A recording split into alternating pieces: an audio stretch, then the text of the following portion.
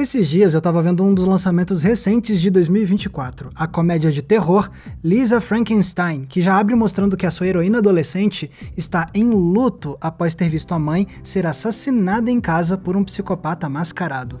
E isso me fez lembrar de outra comédia de terror recente que eu vi alguns dias antes, 16 Facadas, que abre com a protagonista adolescente traumatizada após a mãe dela também ter sido assassinada em casa por um psicopata mascarado.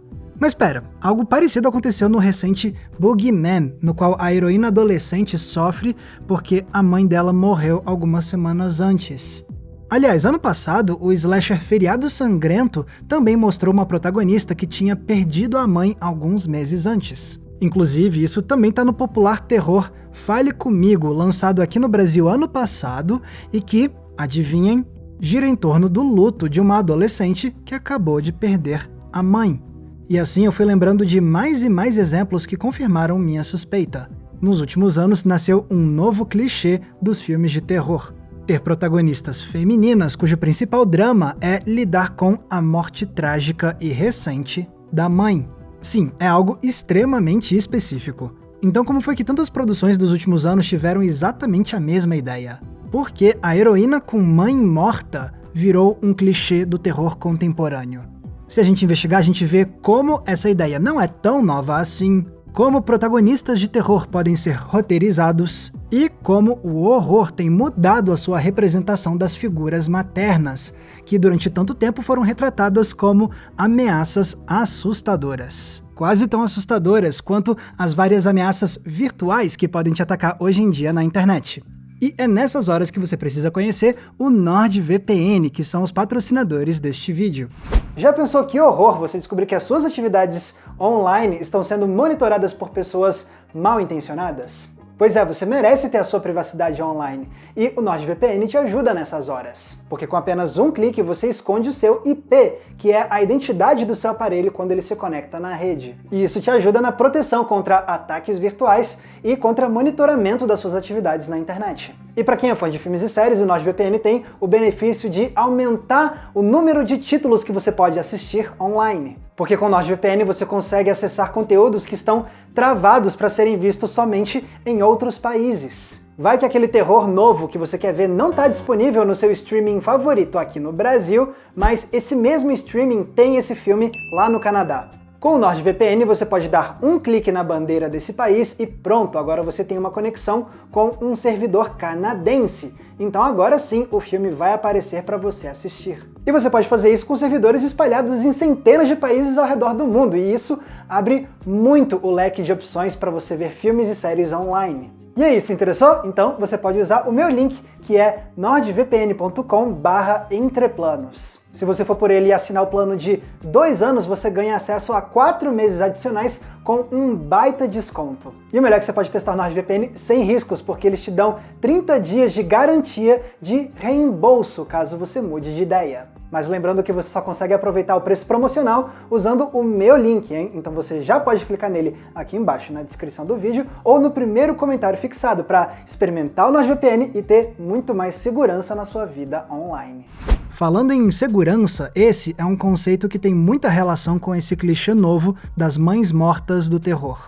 Só que para entender isso, antes é importante ver em mais detalhes como esse clichê tem sido usado nas produções recentes. Então, vale o alerta de que eu vou precisar dar spoilers mais pesados dos seguintes filmes que estão aparecendo na tela.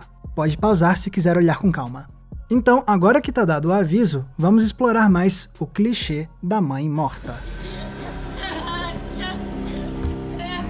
Em linhas gerais, esse novo clichê consiste no seguinte: você tem uma protagonista feminina e jovem, de idade escolar ou universitária. E a morte da mãe acontece de acordo com 2 estratégias. A primeira é a história já começar com a mãe morta, geralmente tendo falecido alguns meses antes ou 1 ano antes. É o caso de filmes como Lisa Frankenstein, Feriado Sangrento, Boogeyman, Fale Comigo e A Morte Te Dá Parabéns. A segunda estratégia é matar a mãe logo nos primeiros minutos da trama, como em 16 Facadas, O Chalé e Terror nos Bastidores. De um jeito ou de outro, a ideia é a mesma. A morte da mãe precisa ser um evento recente para que a gente conheça a heroína ainda num estágio cedo do seu processo de luto. Lógico, alguns exemplos se desviam um pouco dessa norma. Em O Chalé, de 2019, não é só uma protagonista feminina que está em luto, é uma menina e o irmão dela. Já em Sorria, a protagonista é uma mulher mais velha e se ela sofre pensando na mãe morta, não é tanto por saudade, mas sim por conta dos traumas que a mãe dela deixou. E em Terror nos Bastidores, a trama principal começa 3 anos depois da morte da mãe da protagonista, então ela não está mais num processo de luto tão intenso assim, ainda que ela sinta muita saudade. Só que esses exemplos ainda se juntam aos demais, porque em todos eles você tem um elemento em comum. O sofrimento causado pela morte da mãe define toda a jornada emocional das personagens. A gente vê as protagonistas e as pessoas na vida dela falando desse luto, para evidenciar que essa tristeza é o maior desafio da vida delas nesse momento. Então vemos as heroínas fazendo terapia, tendo dificuldade em se abrir para os outros, relembrando a mãe com objetos afetivos, e, é claro, vemos como elas sofrem por não serem compreendidas no luto, com outros personagens insinuando que talvez seja a hora delas superarem a tristeza e virar a página. Inclusive, muitos filmes trazem essa ideia com a figura de uma nova madrasta, geralmente representada ou como uma megera insensível ou como uma ameaça suspeita. É o caso das madrastas em Lisa Frankenstein, Feriado Sangrento e O Chalé. Afinal, fazer o pai da protagonista se casar novamente é um jeito de mostrar como a heroína se sente deixada para trás por uma família que está supostamente superando o luto. Ao mesmo tempo em que a protagonista não consegue aceitar a madrasta como alguém que poderia chegar aos pés da mãe que partiu. Mas a gente precisa lembrar que essas são histórias de terror. Então, o sofrimento do luto é só o começo do conflito da personagem, que, além de lidar com esses sentimentos, vai ser forçada a confrontar ameaças terríveis que podem lhe tirar a vida também. E quase sempre esse desafio da sobrevivência está simbolicamente atrelado ao luto. Em A Morte Te Dá Parabéns 2, a Tree viaja para uma realidade paralela em que a mãe dela nunca morreu, e agora ela precisa decidir entre voltar para casa ou ficar para sempre com a mãe de quem ela sente tanta falta. Tudo isso enquanto um assassino mascarado tenta matar ela. Já em 16 Facadas, a Jamie viaja ao passado e tenta impedir a morte da mãe dela lá no futuro, enquanto ela foge de um assassino mascarado também. Em Terror nos Bastidores, a Max entra no filme de terror estrelado pela mãe e se emociona ao reencontrá-la, mas agora as duas precisam se unir para não morrerem nas mãos de um assassino mascarado. Mas calma, nem todos os exemplos têm psicopatas de máscara. Às vezes a ameaça é sobrenatural. Em Boogeyman, a heroína e a família dela só vencem o monstro quando conseguem trabalhar em equipe, superando assim o isolamento que tinha se criado entre eles após a morte da mãe. Em Fale Comigo, tudo que a protagonista faz é baseado no desejo dela de estar de volta com a mãe dela, que ela passa a ver no além graças à mão amaldiçoada que ela e os amigos encontraram. E depois de todos esses desafios, cada filme encontra uma resolução diferente pro luto da heroína. Seja com um final feliz com a mãe revivendo, ou com um final em que a protagonista começa a aceitar a perda da mãe, ou com desfechos mais trágicos, em que esse luto consome a personagem por completo e acaba com a vida dela também. Independentemente da conclusão, a ideia é sempre a mesma. O luto pela mãe morta vai sempre acompanhar as personagens até o fim. Deu pra ver então que esse clichê traz uma representação muito sensível e poética das figuras maternas. Elas são as motivações das personagens, mulheres queridas e que deixam saudade. E isso surpreende quando a gente lembra que nem sempre foi assim que o cinema de horror representou as mães.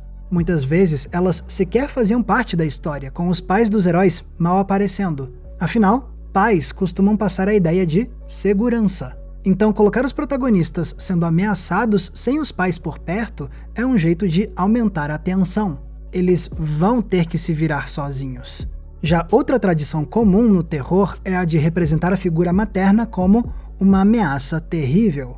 Como esquecer de Psicose e de seu Norman Bates, que foi tão traumatizado pela mãe que ele acaba incorporando ela na própria mente enquanto comete assassinatos.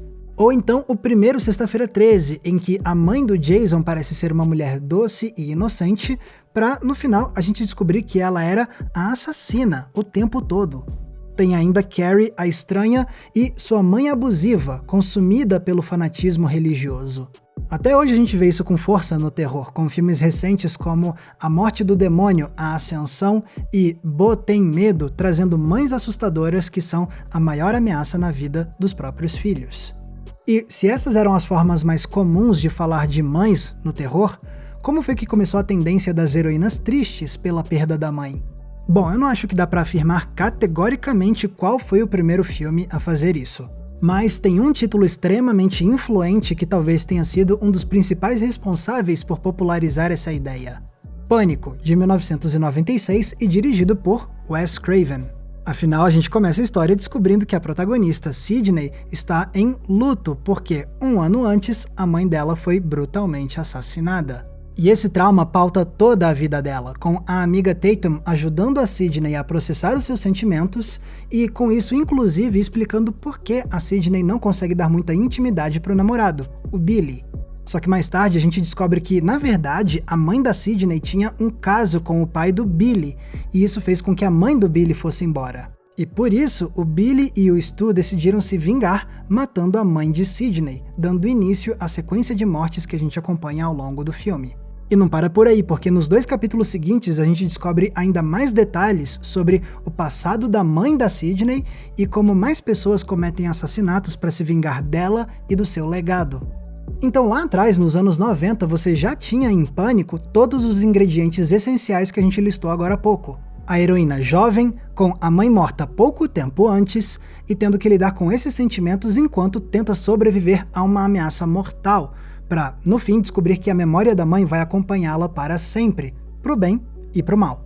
E como Pânico acabou se tornando um dos filmes de terror mais influentes da sua geração, era de se esperar que várias das suas ideias ressurgissem em produções lançadas nos anos seguintes. Basta ver quantos filmes depois de Pânico também começaram a brincar com um terror autoconsciente e metalinguístico.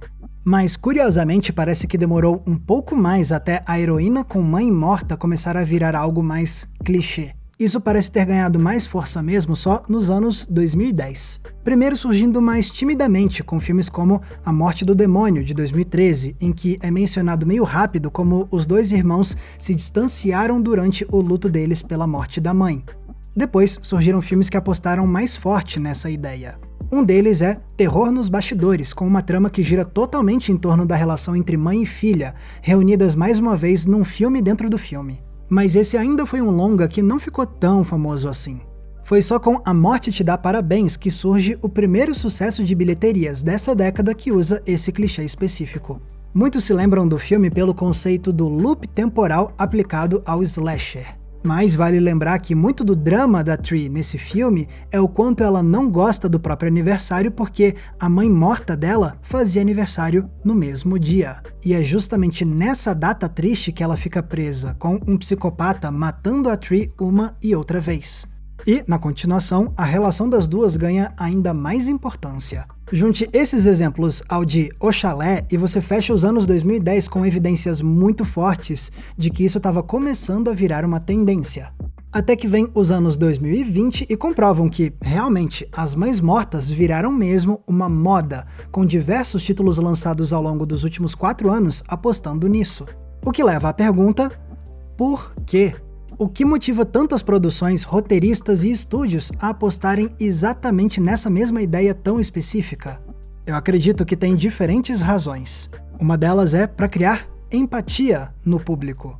Quantas vezes você não viu filmes de terror em que os personagens pareceram meio rasos em termos de desenvolvimento dramático? Quantas dessas produções têm seus personagens jovens mais como caricaturas para serem mortas rapidamente, ao invés de seres humanos mais tridimensionais?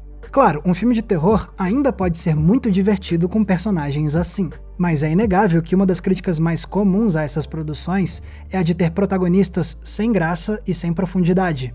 Então, como evitar isso? Como dar mais tridimensionalidade aos protagonistas de terror e fazer o público se conectar mais com eles? Uma estratégia é matar os pais.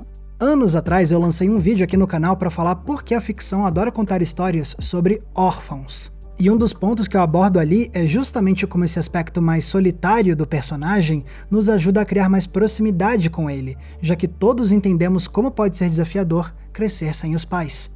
E o mesmo princípio se aplica ao clichê do terror que estamos analisando hoje. Ao ver as heroínas já começando a jornada com um desafio emocional tão grande, a gente começa a se interessar mais rapidamente pelas tramas delas, enxergando-as como seres humanos mais profundos. Fora isso, a ideia do trauma casa perfeitamente com o terror, já que essas histórias se baseiam em perigos e horrores que deixam cicatrizes emocionais profundas.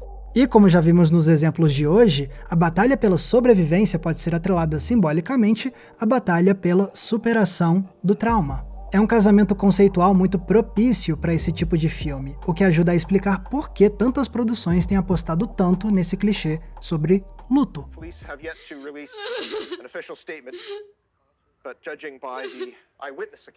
Agora, talvez o clichê da mãe morta também possa ser explicado por outro fator.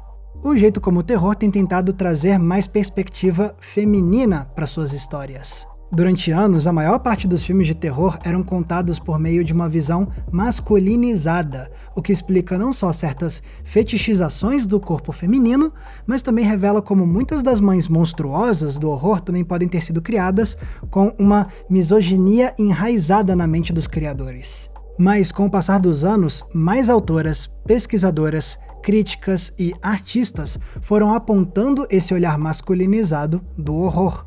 Em resposta, mais produções começam a buscar um olhar mais feminino para contar as suas histórias de terror de outras formas. E uma das estratégias que surge disso é a de ter a heroína em luto pela morte da mãe.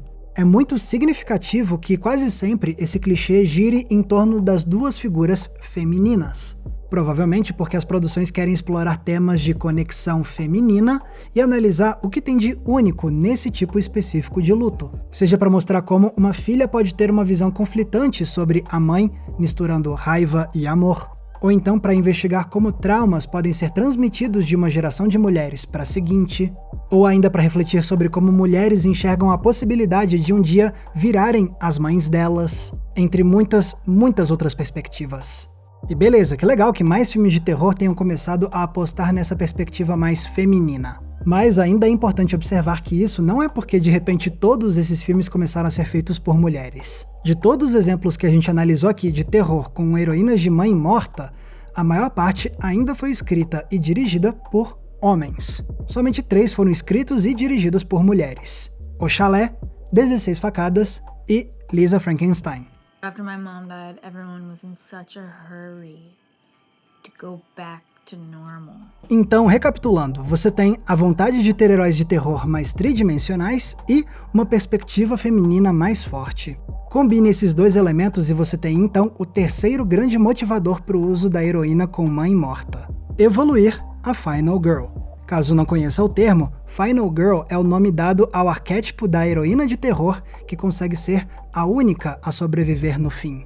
Isso é algo muito tradicional do gênero e tem sido estudado há décadas. É tanto que o gênero está sempre procurando formas de fazer esse arquétipo ter uma cara nova. E a heroína com mãe morta se encaixa perfeitamente nesse propósito. Se tradicionalmente a Final Girl precisava basicamente sobreviver e, quem sabe, ficar virgem até o fim, agora a Final Girl é muito mais do que isso. Elas são mulheres ainda mais complexas. Então agora não é só uma questão de sobreviver. Agora é salvar a mãe, é honrar a memória dela, é superar um trauma, é encontrar paz, ou quem sabe, ser consumida pela tristeza. Tudo isso enquanto ela prevalece como a grande figura de força no final. Qual filme de terror não quer ter uma protagonista marcante assim, não é? A questão é que teve gente demais pensando exatamente a mesma coisa nos últimos anos. E disso nasce um novo clichê do horror. Agora, por mais admiráveis que sejam as motivações para trazer esse tipo específico de história, é importante lembrar que isso não garante que o filme vai ser bom. Tudo depende de como a ideia é articulada.